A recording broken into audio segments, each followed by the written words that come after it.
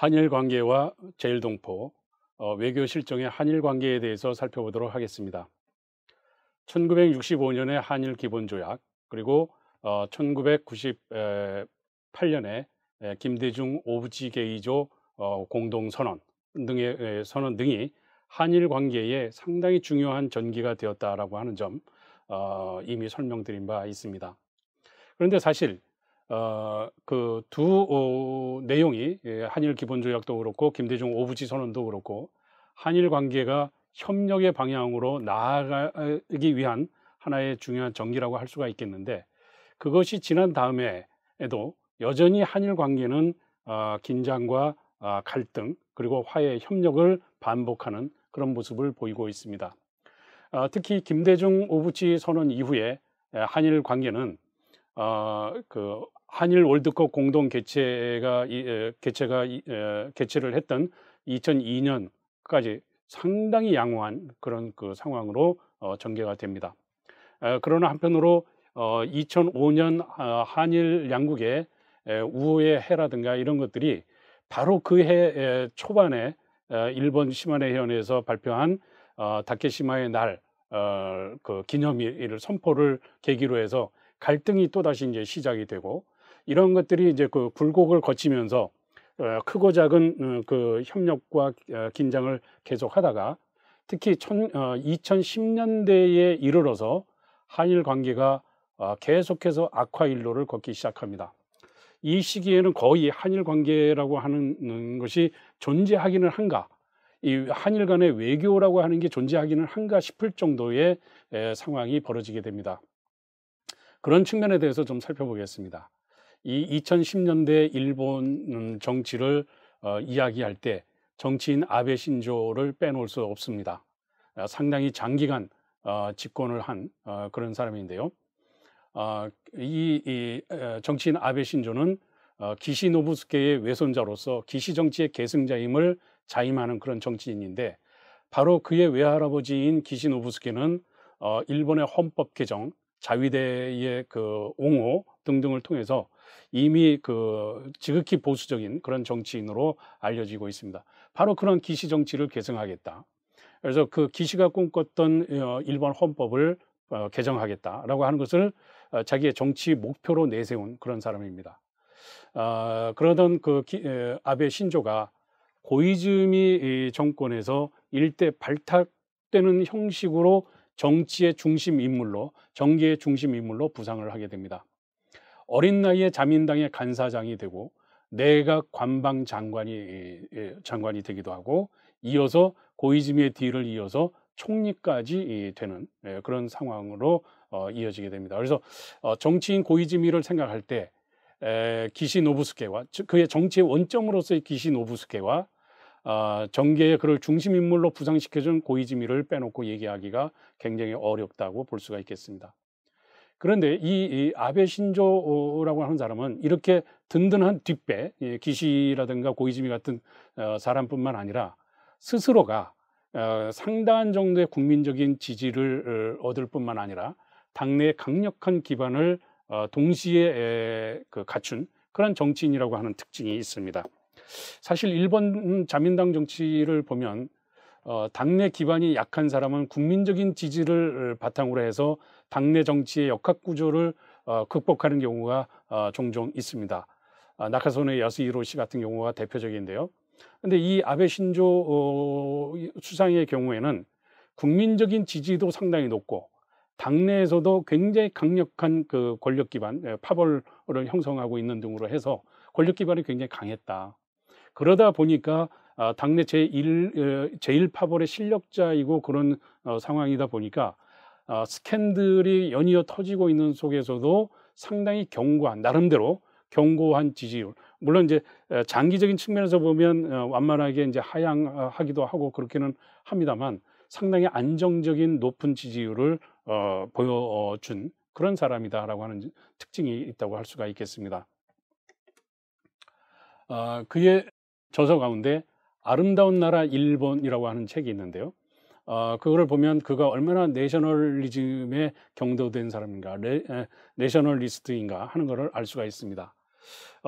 그 일본의 그 극우주의자들의 활동 무대라고 할 수 있는 일본 회의 국회의원 간담회에서 활동을 하기도 하고, 그의 이제 정치 경력에서 봤을 때에 납치의 아베라고 하는 것은 상당히 중요합니다. 납치의 아베 혹은 개헌의 아베가 아베 정치를 특징 짓는 그 키워드라고 할 수가 있겠는데, 먼저 납치의 아베라고 하는 것을 보면 납치 피해자 가족을 지원하는 것에서부터 젊은 국회의원 시절에 그런 것을 지원하는 것으로부터 아베 정치 역정이 시작되는데, 2002년에 고이즈미가 이제 방북을 했을 때 수행원으로 이제 쫓아갑니다. 그랬을 때 당시 김정일 고이즈미 수뇌 회담에 당시 관방부장관이었던 아베를 중심으로 한 일련의 세력들이 북한하고 안이한 타협을 해서는 안 된다라고 하는 강경론을 피력을 하기도 하고, 또 여기서 이제 납치 문제에 대해서 다뤄야 된다 해서 납치 문제를 얘기를 했는데, 김정일이 의외로 납치 피해자에 대해 납치에 대해서 인정을 하고 그 납치 피해자 5명을 일본에 일시 귀국시키는 거를 허용을 했다. 그래서 5명이 일본에 일시 귀국한 다음에 일본 체류 기간이 지나서 북한으로 다시 복귀하려고 할 때 그 정치인 아베가 그들이 일본에 있는 것 자체가 납치에 의해서 북한에 있는 것인데 그 납치된 곳으로 다시 돌아가야 된다고 하는 것은 받아들일 수 없다. 그래서 북한 복귀를 반대하는 그런 것을 표방을 하고, 그것이 국민적인 인기를 얻는 그런 요소로 작용하기도 합니다. 그리고 이 납치의 아베와 함께 개헌의 아베가 또 있는데요. 바로 그 외할아버지인 기시노부스케의 영향을 받아서 자주 헌법 옹호론을 펴게 됩니다. 그래서 현행 헌법은 점령 시기에 점령 당국인 미국에 의해서 강요된 헌법이기 때문에 자주국가의 헌법으로서는 어울리지 않는다.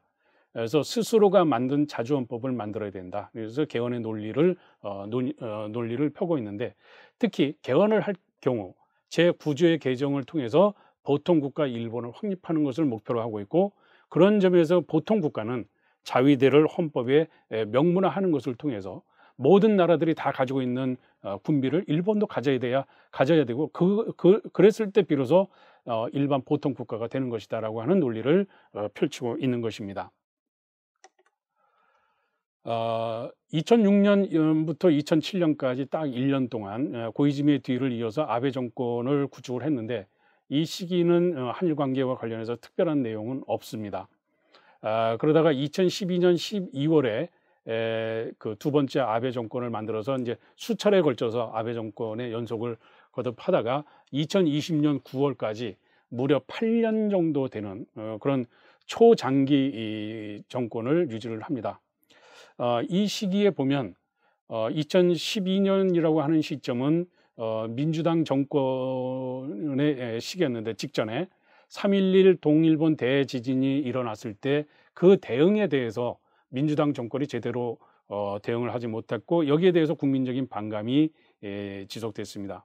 뿐만 아니라 1990년대부터 90년대 초부터 시작된 장기 침체가 계속되면서 잃어버린 10년이 잃어버린 20년이 되고, 이제 잃어버린 30년의 그 출구에 도달한 그런 상황 속에서 뭔가 돌파구를 마련할 필요가 있었고, 이러한 돌파구를 마련하기 위해서는 무엇보다도 강력한 리더십을 갖춘 리더의 등장이 필요했고, 여기에 이제 아베가 나섰던 것이고, 바로 그런 장기 침체에 대한 해결책으로 소위 말하는 양적 완화를 기본 내용으로 하는 아베노믹스 같은 것들을 펼쳤던 것입니다.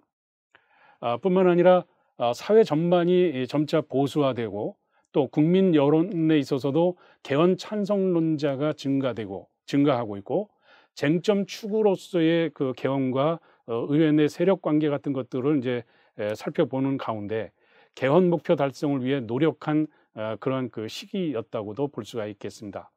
이런 것으로 인해서 2012년부터 2020년까지 역대 최장기 정권을 유지하게 되는데, 높은 지지율을 유지하면서 선거에서 연달아 승리한 것이 이런 장기 집권의